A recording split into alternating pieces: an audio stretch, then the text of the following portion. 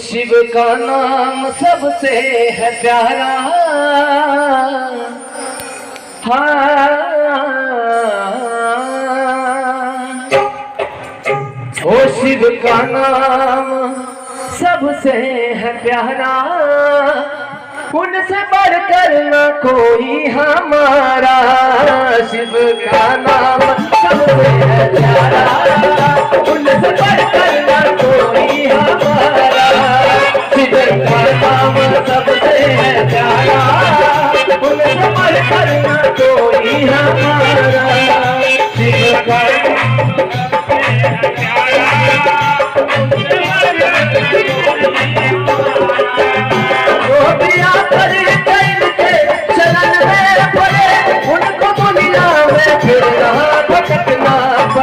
उनको दुनिया में फिर ना भटकना पड़े।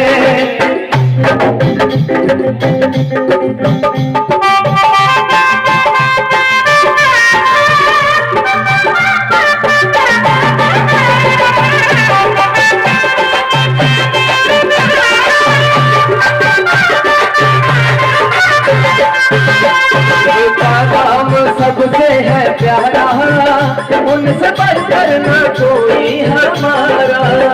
शिव का नाम सबसे है प्यारा, उनसे बढ़कर न कोई हमारा। उनसे बढ़कर न कोई हमारा।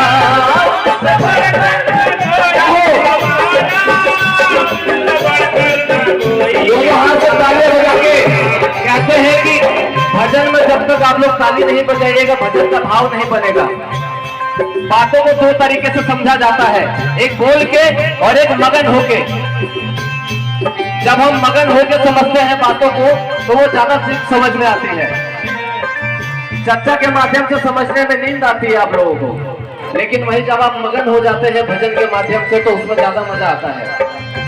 साहब का कहना यही है कि भाव से समझो और भाव से कार्य को करो। किसी भी कार्य को लगन से करोगे तो उसको चारों दिशाएं की जो पवित्र आत्माएं हैं वो आपको साथ देंगी कार्य करने में। ठीक है, उस शिव का नाम, शिव का नाम, शिव का नाम सबसे है प्यारा, उनसे बढ़कर ना कोई हमारा। शिव का नाम सबसे है प्यारा, उनसे बढ़कर ना कोई हमारा। शिव का नाम सबसे है प्यारा, उनसे बढ़कर ना कोई हमारा।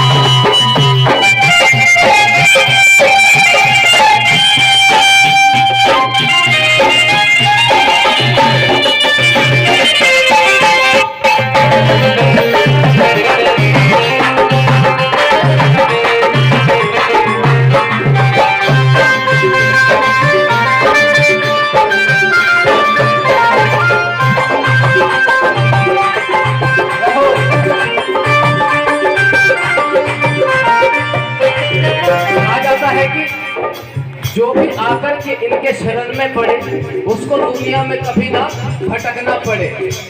मानते हैं ना आप लोग इस बात को? आप लोगों को भी अनुभूतियां मिली है तभी आज आप लोग इस दरबार में बैठे हो। इस मंदिर के प्रांगण में आप लोग आए हो इतनी दूर से। हमारे कुछ गुरु भाई गुरु बहने खोड़ा से आए हैं, कितने लोग कापासेड़ा से आए हैं भाई बहन, और भी दूर दूर से लोग आए हैं। क्यों आए हैं? एक उद्देश्य है, उनको अनुभूति मिली है उस परमेश्वर से, उस शिव से अनुभूति मिली है तभी आज वो इस यहाँ पर बैठे हुए हैं। और जो लोग नहीं, जिनको नहीं मिली है वो भी बैठे हुए हैं। मैं प्रार्थना करता हूँ उनके लिए भी कि उनको भी शिव जल्दी शक्ति दे उनको भी अनुभूति मिले, ताकि वो यहाँ पे आके मंच पे गवाही करे कि शिव ने हमें भी अनुभूतियां दिया है। जो भी भाई बहनें सुन रहे हैं मेरी आवाज को, अगर शिव को गुरु नहीं बनाया है आप लोगों ने, तो जल्द से जल्द अपने नामों की घोषणा करवाएं, शिव को अपना गुरु बनाएं और अनेक अनुभूतियों को पाएं। वो जो बिना करके इनके शरण में पड़े, उसको दुनिया में फिर ना भटकना पड़े। जो बिना करके इनके शरण में पड़े, उसको दुनिया में फिर ना भटकना पड़े। उसको दुनिया में फिर ना उसको दुनिया में फिर ना भटकना पड़े। उसको दुनिया में फिर ना भटकना पड़े। शिव ही है मेरा, शिव ही है मेरा, शिव ही है मेरा एक ही सहारा, इनसे बढ़कर ना कोई हमारा। शिव का नाम सबसे है प्यारा, इनसे बढ़कर ना कोई हमारा। शिव का नाम सबसे है प्यारा, इनसे बढ़कर ना कोई हमारा। शिव का नाम सबसे है प्यारा, इनसे बढ़कर ना कोई हमारा। शिव का नाम सबसे है प्यारा, इनसे बढ़कर ना कोई हमारा। इनसे बढ़कर ना कोई हमारा, इनसे बढ़कर ना कोई हमारा। चलिए आइए, बहुत बहुत धन्यवाद। हमारा भाई हकना सहारा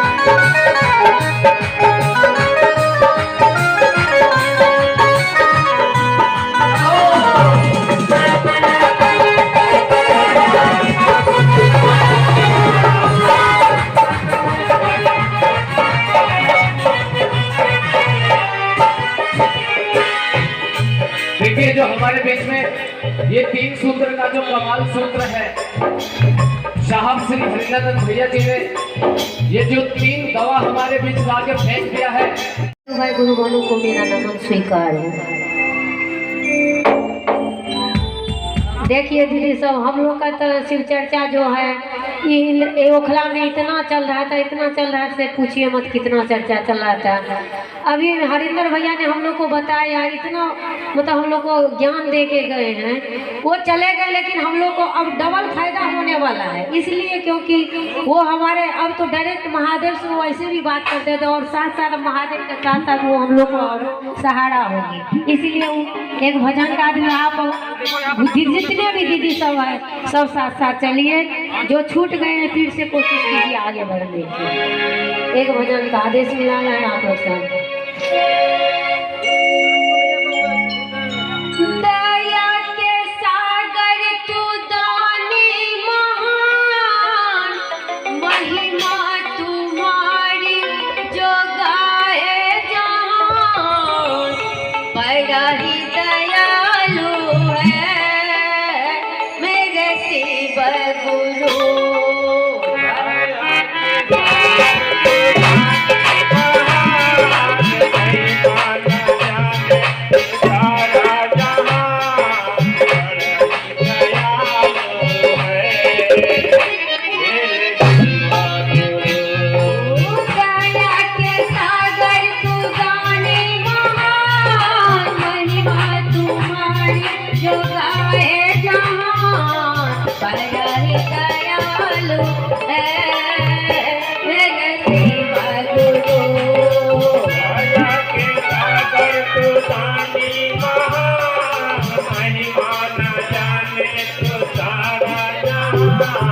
बड़ा ही दयालु है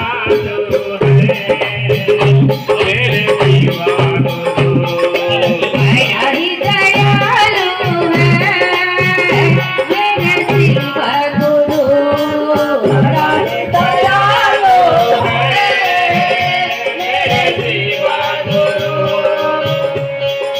तू जगत के दाता जरा दया का ज्ञान दिला दे, जगत के दाता जरा दया के ज्ञान दिला दे। तो रही है दुनिया जरा चर्चा का ज्ञान दिला दे, तो रही है दुनिया जरा चर्चा के ज्ञान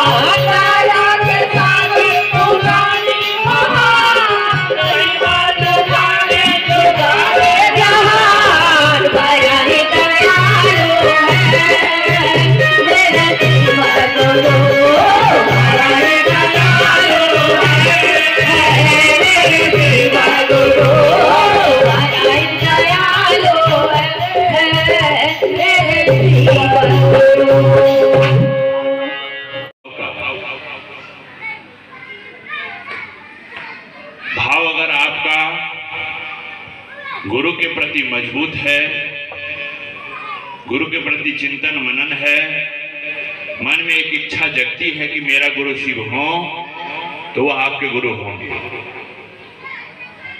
साहब ने कहा शिव को गुरु बनाकर शिष्य बनने की सही स्थिति में आना होगा। और शिष्य बनने की सही स्थिति क्या है? या किसी की जरूरत नहीं है। साहब ने आपको उपलब्ध कराया शिव गुरु, और शिव गुरु से जुड़ने का अनुपम 3 विधा, और उसी 3 विधा के माध्यम से आप गुरु शिव को प्राप्त कर सकते हैं। 3 विधा में पहला विधा क्या है? अपने गुरु शिव से दया मांगना, पल प्रतिपल अपने गुरु से अनवरत दया मांगना कि हे शिव आप मेरे गुरु हैं, मुझ पर दया कर दीजिए। और वरेण्य गुरु भ्राता साहब ने कहा कि दया का ही खेला है, जिस पर गुरु की दया हो गई उसके जीवन में कमल खिल जाएगा। कैसे खिलेगी? जब तक हम लोग मांगेंगे नहीं तो मिलेगा नहीं। 100 रुपए की जरूरत है, अगर मैं मांगूंगा तभी मिल सकता है, नहीं तो नहीं मिल सकता। उसी प्रकार आप शिव गुरु से अनवरत गुरु से दया मांगते रहिए, पहला विधा। और दूसरा विधा अभी हमारी गुरु बहना कह रही थी कि 2 सूत्र अपने लिए कर लेते हैं, एक सूत्र, दूसरा सूत्र जो है वह महादेव के लिए। जी नहीं, शिष्य हमको बनना है, वह तो ऑलरेडी गुरु हैं। तीनों सूत्र हम अपने लिए करते हैं। अगर शिव गुरु की शिष्यता में गुरु की परिचर्चा नहीं करेंगे तो कोई कार्य सिद्ध नहीं होगा। साहब ने कहा शिव गुरु से दया मांगकर आप गुरु की बातें दुनिया को सुनाइए, समझाइए और अपने भी समझने का प्रयास कीजिए। तो दूसरा सूत्र एक दूसरे से बतलाना कि सिर्फ मेरे गुरु हैं, आपके भी हो सकते हैं। और तीसरा सूत्र क्या है? अपने गुरु को प्रणाम करना। अपनों से बड़े को हम लोग प्रणाम करते ही हैं, हमारा शिष्टता है। और अपने गुरु शिव को आप जिस हाल में हैं, साहब ने कहा था एक बार कि हाय और हल्लो भी उसे कह दोगे तो मंजूर है, लेकिन आत्मा दिल से, वह दिल की पुकार से सुनता है, दिमाग की पुकार नहीं। और जो दिमाग लगाया वह फेल कर गया, जो दिल लगाया वह चल रहा है और चलता ही रहेगा। सन 1992 में मैंने शिव को गुरु बनाया था, और जब यहाँ ओखला में कोई नहीं थे तब भी मैं था, और आज जब सब है तब भी मैं हूं। सोच इतना ही है कि मैं रहूं अथवा ना रहूं, लेकिन मेरा गुरु शिव रहे। मेरे गुरु शिव दुनिया के एक एक व्यक्ति के दिल में उतर जाए, वह अपनी गुरुआई को इस स्तर से चलाए कि लगे कि दुनिया को, यह पूरी दुनिया शिव में हो रहा है। लेकिन इसमें हमको आपको कुछ न कुछ करना तो होगा, नहीं कुछ करेंगे तो कुछ नहीं होगा। हम लोगों को करने के लिए मात्र साहब ने बोला है कि आप दुनिया के लोगों से बात करिए। किसी मेरे गुरु हैं, आपके भी हो सकते हैं। जैसे ही आप गुरु से दया मांगकर गुरु की बात करेंगे तो वह आपका शब्द पावरफुल और मजबूत होगा, वह लागू हो जाएगा। गुरु किसको होना है? शिव को। नीचे कोई गुरु है नहीं, एक गुरु, सब गुरु भाई हैं। इसलिए गुरु की दिशा में चलने के लिए बहुत ताकत, बहुत बुद्धि लगाने की जरूरत नहीं है। और यह भी समझना होगा कि कौन क्या कर रहा है यह मेरा समस्या नहीं है। कौन क्या कर रहा हुआ मेरा समस्या इसलिए नहीं है कि मुझे क्या करना यह मेरा समस्या है। मुझे गुरु चाहिए तो मुझे गुरु के चरणों में चलना होगा, और गुरु के चरणों में चलने की सही स्थिति है गुरु आदेशित कर्म। अगर गुरु के आदेश का पालन अनमोल आप करते रहेंगे तो हमारा आपका जीवन सफल रहेगा, निरंतर चलते रहेंगे। अभी गुरु भाई बोल रहे थे रामाशंकर जी, शिव दुनिया में सब कुछ देने के लिए तैयार है। आप जो मांगे वह आपको मिलेगा और मिलता है। क्या हम लोगों ने इस जगत के आकर्षण में ही फंस के रह जाए? एक बेटा नहीं है 2 बेटा होना चाहिए, एक मकान से काम नहीं चलेगा 4 मंजिला होना चाहिए। आप यह समझ लीजिए, यह कर्मों के आधार पर मिलता ही है। आप कर्म जैसा करेंगे वैसा मिलेगा, लेकिन आप गुरु को चाह लीजिएगा ना तो आपका जीवन संवर जाएगा, आपकी जिंदगी में परिवर्तन आ जाएंगे, आप में बदलाव की स्थिति आ जाएगा, आप में शांति आ जाएगा। आपको लगेगा कि सिर्फ गुरु के सिवाय दुनिया में कुछ भी नहीं है। सब कुछ है लेकिन तब भी लोग कहते हैं कि कुछ भी नहीं है।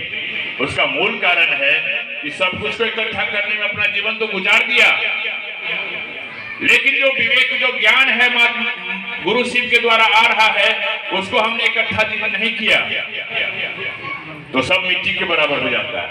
इसलिए साहब कहा करते हैं कि सबसे पहले अपने आप को समझो, और अपने आप को समझने के लिए आध्यात्मिक दुनिया में कदम रखे हो तो शिव और साहब को समझना ही हो। एक कुरान फारूकी में लिखा है, क्या मंदिर में बूत रखा है, बूत मीन्स मूर्त होता है, क्या मंदिर में बूत रखा है, क्या मस्जिद में सफाई है, दिल दरगाह में झलकता, यह तो मेरे खुदा की है। उसके पास दिल से बात करिए, दिमाग से नहीं। अगर दिमाग लगाइएगा तो फैल हो जाइएगा, और दिल लगाइएगा तो पास हो जाइएगा, पास ही पास। इसलिए हम और आप शिव को गुरु बनाकर चलिए, जरूर रुकने की आवश्यकता नहीं है। हम लोगों ने कहा, हम लोगों ने समझा है कि शिव को गुरु बनाकर चलने से क्या मिलता है। शिव गुरु हमारे गुरु हैं, हम उनके शिष्य बनने की स्थिति में आने की जो हमारा प्रक्रिया है, उस प्रक्रिया से जुड़े रहे। लोगों के बात में ना आना है। मुझे कौन समझा लेगा, मैं किसकी बात समझ लूंगा। साहब ने कहा कि शिव गुरु और शिव गुरु से जुड़ने का अनुपम 3 विधा। इसके बीच में ना सुरेश की जरूरत है, ना दिनेश की जरूरत है, ना रमेश की जरूरत है। 3 सूत्र जैसे जैसे दिल से आप करते चले जाएंगे, आप निरंतर अपने गुरु की दिशा में आगे बढ़ते चले जाएंगे, आपका जीवन सफल होना शुरू हो जाएगा। हम लोग क्या है, कुछ नहीं है, 0/0। इसलिए कुछ नहीं है कि एक रास्ता दे दिया है कि आपको इस दिशा में, इस स्तर से चलना होगा, इसलिए चल रहा है। यहाँ किसी को पद प्रतिष्ठा और मान सम्मान की जरूरत नहीं है। जब मैं गुड़गांव जाया करता था ना, और 10-10 बजे रात तक चर्चा किया करता था, तो लोग मुझे कहा करते थे ये पागल हो चुका। लोग मुझे पागल कहते थे। कैसे? जब बैठता था और सुनाता था कि महादेव का चेला जोते हुए खेत का ढेला बराबर है, तो लोग बहुत हंसते थे। लेकिन आज वो लोग खुश हैं, आज उन लोगों को समझ में आ चुका है। महादेव का चेला और जोते हुए खेत का ढेला इसलिए कि महादेव का चेला तो वो होगा कि जिस हाल में, जिस स्थिति में हो, अपने गुरु शिव का कार्य करने, तब न महादेव का चेला। और उसका उदाहरण देते थे जोते हुए खेत का ढेला का ये कि देखते हैं गांव घर में माँ बहन जाती है और खेत से वो ढेला बर्तन में उठा के ले आती है और उसको पानी में मिला के और दीवार में चिपका देती है, तो वह चिपक जाता है। ठीक उसी तरह महादेव का चेला को भी होना चाहिए कि बिल्कुल जिस हाल में, जिस स्थिति में है, अपने गुरु शिव का काम कर। गुरु की दया होगी, गुरु के विचारों में आप जैसे ही चलेंगे, आप पर गुरु की परिपूर्ण दया। और अभी देख रहे हैं एक नया स्टेज आ रहा है, बच के चलिएगा। साहब अब कह चुके हैं, अब संभल के कदम रखने की आवश्यकता है। अब महोत्सव नहीं होता है, अब महोत्सव होना भी जल्दी ज्यादा नहीं है। छोटे छोटे कार्यक्रम हो और बैठक हो, आपस में बैठे कि देखें कहाँ गिला शिकवा है, कहाँ गिला शिकवा शिकायत है, उसको खत्म करें, हाथ जोड़े और आगे बढ़ाएं। जितने लोगों से हम मिलेंगे उतना ही हमारे जीवन में इसका रिजल्ट आएगा। लोग से नहीं मिलेंगे, रिजल्ट नहीं आएगा। आप गुरु चर्चा में आइए, 3 घंटा समझ लीजिए, ठीक है, मैं इसको काटता नहीं, बहुत अच्छी बात है। लेकिन उस 3 घंटा में हम अगर 50 आदमी से जोड़ दें तो वह काम हमको पहले करना चाहिए। यहाँ भी आना जरूरी, आइए, क्योंकि हमारा आयु बढ़ नहीं रहा, घट रहा है। हम पल पल मौत के मुंह में चलते चले जा रहे हैं, लेकिन मेरे गुरु शिव का काम कितना आगे बढ़ रहा है, यह तो हमको समझाए। जिसका गुरु का काम आगे बढ़ेगा वह शिष्य निरंतर इस दुनिया में सबसे आगे बढ़ता चला जाए। और शिव गुरु का कार्य बढ़ाने के लिए हमको आपको ही चयन किया गया है, दूसरे किसी व्यक्ति को नहीं। आप उस दीदी की बात करेंगे, आप लोग देखे होंगे या नहीं देखे होंगे, लेकिन मुझे उनका सेवा करने का भी अवसर प्राप्त हुआ।